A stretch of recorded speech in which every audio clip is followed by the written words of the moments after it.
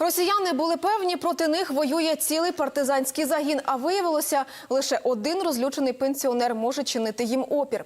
Пан Василь, якому 63 роки, разом із дружиною прожили в окупації 70 днів. Весь березень чоловік ночами та під обстрілами скручував боєголовки з російських набоїв, знімав акумулятори із важкої техніки, зливав солярку, викрадав документацію. А на третій день після звільнення села підірвався на міні. На щастя, живий. Репортаж Марії Малевської. Ось він, партизанський загін, який росіяни шукали по всьому селу. Складається загін аж з однієї людини. Потому что ночью лежишь, думаешь, не спишь, думаешь, как же, оно ж бухкает. И сердце болит за Харьков, за сына, за всех нас. Панові Василю 63. Він колишній десантник, чорнобилець. Їхньою з дружиною оселю на північній Салтівці потрощило. На момент російського вторгнення вони були на дачі під Харковом, звідки окупанти гатили по Салтівці. Потом сообразил снять аккумуляторы. Начал же воровать эти аккумуляторы. Кожен по 50 кілограмів. Пан Василь знімав їх ночами, так і з десяток ходок. Одного разу виявив Урал із набоями. Боєголовки лежали окремо.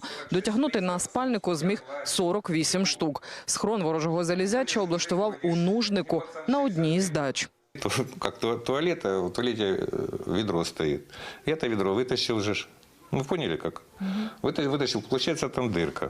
Питаю, що далі було з тими набоями, чи не рвонули. Ну, я ж по-хозяйски ждал, пока наши придут.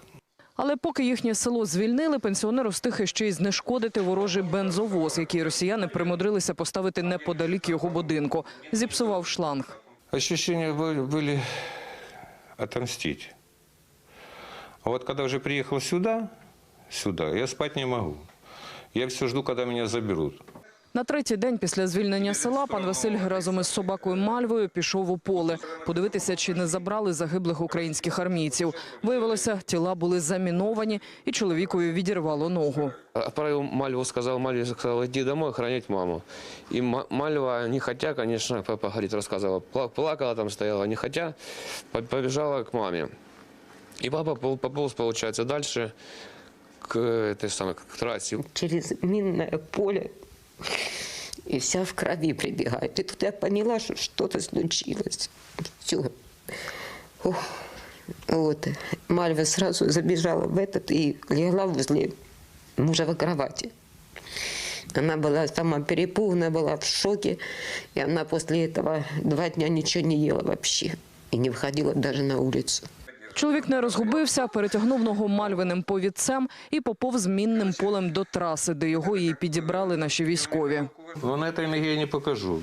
Жгут я накладывал здесь. Только из-за того, что это была как раз вот минно-взрывная травма, ожогом остановилось кровотечение, и большой кровопотери у этого пациента не было. Алабай Мальва нині на перетримці. Її прихистили, як і решту покинутих тварин, добрі люди. Ох, лапа 2 кіло.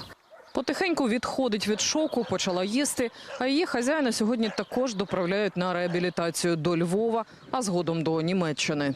Я понимаю, что это страшно, но я им горжусь. Марія Малевська, Олександр Бринза та Ігор Тамбіїв. Програма «Вікна», СТБ. Єдині новини.